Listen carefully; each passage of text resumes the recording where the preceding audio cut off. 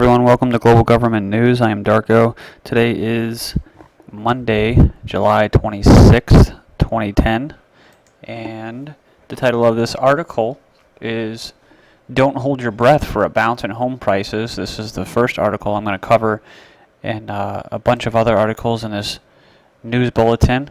This is from the Buffalo News, and it says the thought the housing crisis was over, and it says not quite. Despite 4 years of falling prices and recent signs that they were finally bottoming out, homes are expected to lose still more value in the metro areas and over the next year.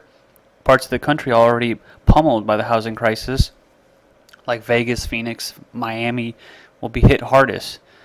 But even some places that have rebounded or held up relatively well, including New York, LA, and DC, will suffer too.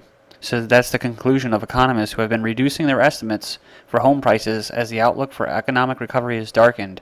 The number of homes for sale or headed for foreclosure is so high that they think prices will be even lower by next July.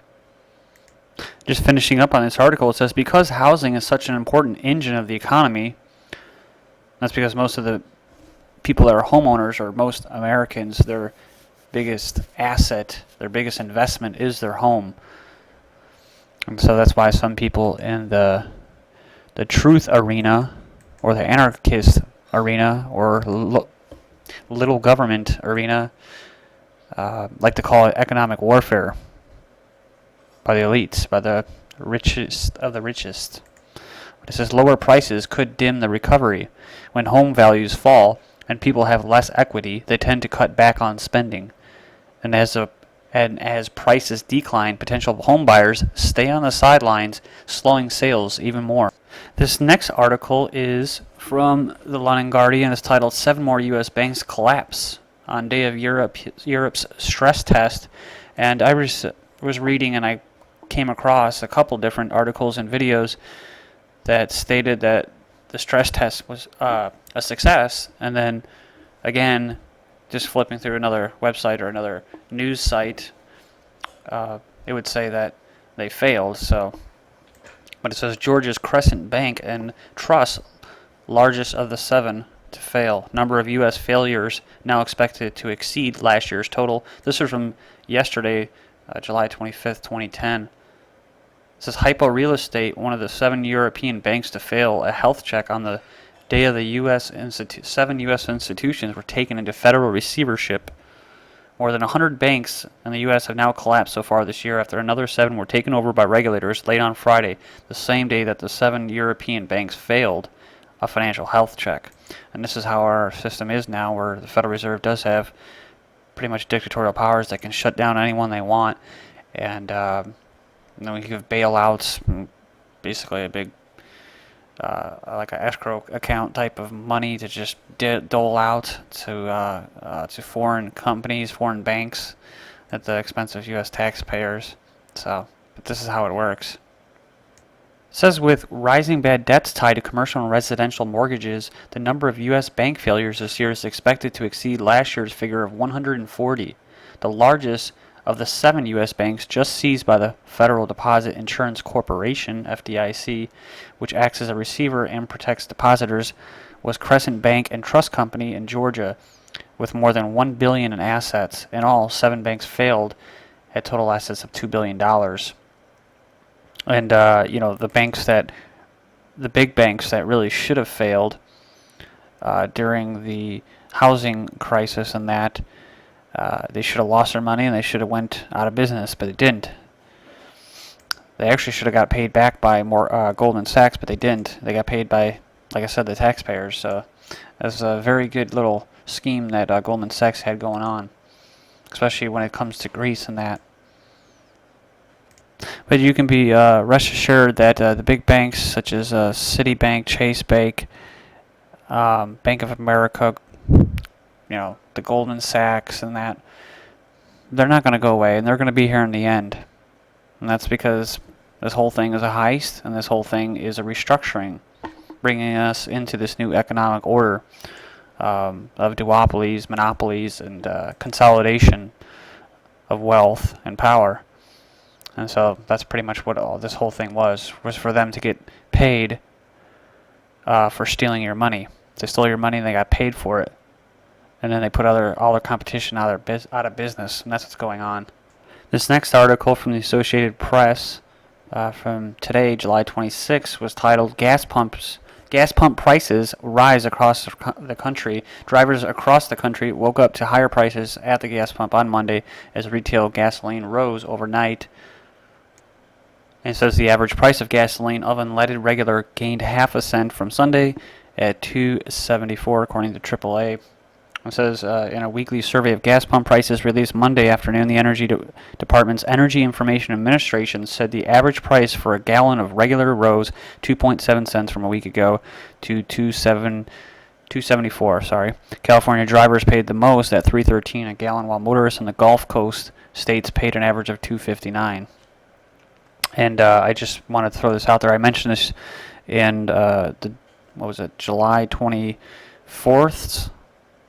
News Bulletin, where I was saying that just based off different sources that I was reading, that the gas prices would go up in order to boost the value of the U.S. dollar against the euro. So just little games that are being played, just as much as Goldman Sachs and BP, especially BP, were found to be committing fraud and other acts as far as manipulating gas prices during the housing crisis. And then you have Goldman Sachs and Daniel Estlin, who's over covering the Bilderberg Group in, 2006, I think? Where he's saying that they were using gas prices to manipulate the housing market, raising gas prices to get people to, I believe it was, get people suckered into the housing market for one last heist.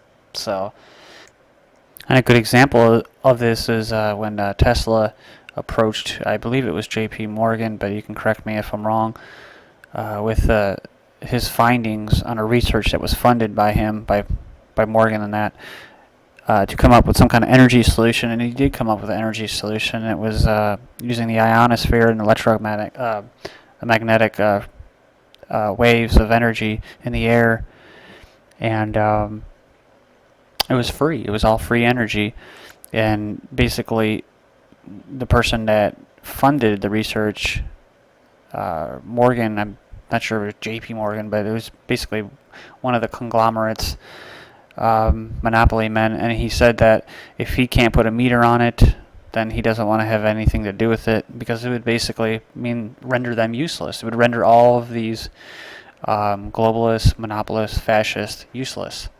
And a free market would just explode, and standards of living would explode.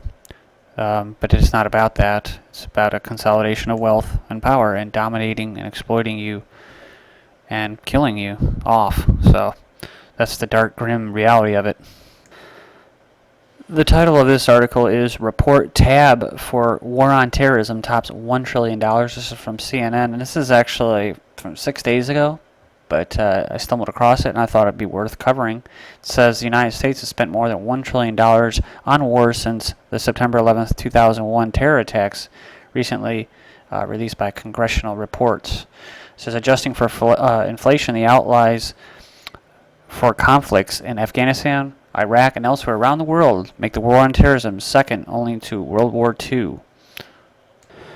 And besides the fact that all that money is used for killing people who want other people out of their country, and women and children in general, civilians, that money is going towards that and not towards domestic programs. So that's why I included this article.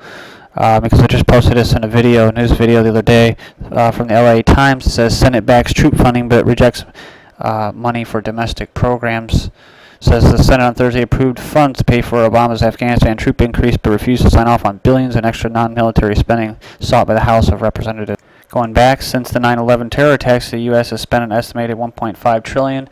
World War II costs were $4.1 trillion when converted to current dollars. Says the cost on war and terror could go much higher, up to $2.4 trillion by 2017. Join me in the next video. Thank you.